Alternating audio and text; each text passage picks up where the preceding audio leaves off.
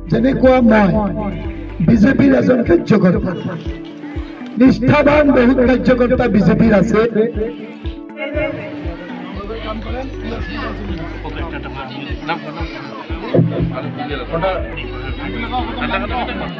আমিনুৰ আলী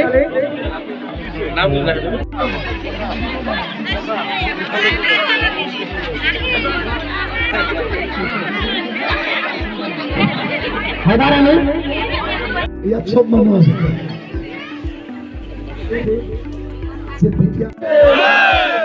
ভারত মাতা কি Hemanta Biswa Sarma, Hemanta Biswa Sarma, Hemanta Biswa Sarma, Hemanta Biswa Sarma, Hemanta Biswa Sarma, Dilip Saikia, Dilip Saikia, Dilip Saikia, BJP, BJP.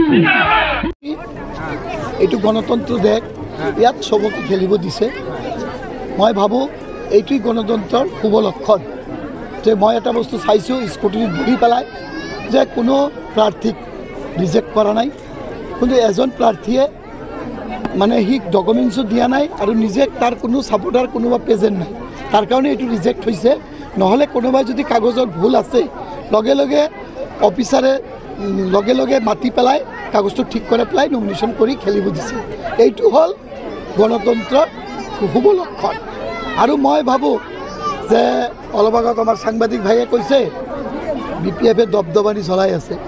ভাই BPF 17 বছৰ BTCত ৰাজত্ব কৰিছে, দবদবানি চলাইছে, কিন্তু আমিতো দবদবানি নচলাওঁ। আমি ৰাইজৰ আশীৰ্বাদ লওঁ, আমি ৰাইজৰ ভৰি ধৰোঁ, আমি ৰাইজৰ পৰা আশীৰ্বাদ লৈ কাম কৰোঁ।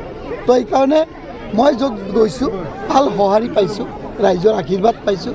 তো মই ভাবোঁ ভোট দিব ৰাইজে। আমি ইয়াত বেলেগৰ লগত কথা পাতি লাভ নাই, যে ৰাইজে যেতিয়া ভোট দিব, আমি এতিয়া আমাৰ কাম হৈছে 20 তাৰিখলৈকে ৰাইজৰ ওচৰত গৈ ৰাইজৰ পৰা আশীৰ্বাদ লোৱা। এই কামখিনি মই কৰি আছোঁ। আজি ইয়াত কংগ্ৰেছ আৰু BPF আৰু UPPL দলৰ পৰা অলমষ্ট 79 আমাৰ মাইনৰিটি মুছলমান ভাইসকলে জইন কৰিছে। আজি আপুনি যদি স্কুটনি শেষ, এতিয়া আপোনাৰ মূল কাম আৰম্ভ হ'ব, তেতিয়া আপুনি আজিৰ পৰা কেনেকুৱা পৰিৱেশ চালে সমষ্টিত বিজেপিৰ কেনেকৈ? মই ফাৰ্ষ্টতে আজি আমাৰ স্কুটনি শেষ হোৱাৰ লগে লগে আমাৰ বিজেপি কাৰ্যকৰ্তা মিট আছিল কুশ্যাকাটিত, তাত গ'লোঁ। তাত গৈ চালোঁ 400-500 বিজেপিৰ কাৰ্যকৰ্তা গোমাত।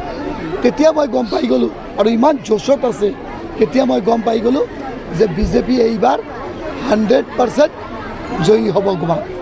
ইয়াত ইমান কাৰ্যকৰ্তা আছে, কৰোৰ কৰোৰ কাৰ্যকৰ্তা আছে। ইয়াত মানুহে কাম কৰাৰ কাৰণে ৰাইজে মানে এটা মানে প্ৰাথমিক সদস্যতা পোৱাৰ কাৰণে ৰাইজে লাইন দি পেলাই আছে। আৰু মই ভাবোঁ যে এই পৃথিৱীত কোনোদিনো কাৰো কাৰণে কোনো কাম ৰখি নাযায়, আৰু কোনে কাকো ক্ষতি কৰিব নোৱাৰে। ঈশ্বৰ প্ৰভু আল্লাহ ভগৱান আছে, আমি তেখেতক বিশ্বাস কৰোঁ, আৰু এই বিশ্বাস লৈ মই মোৰ কাম কৰি আছোঁ।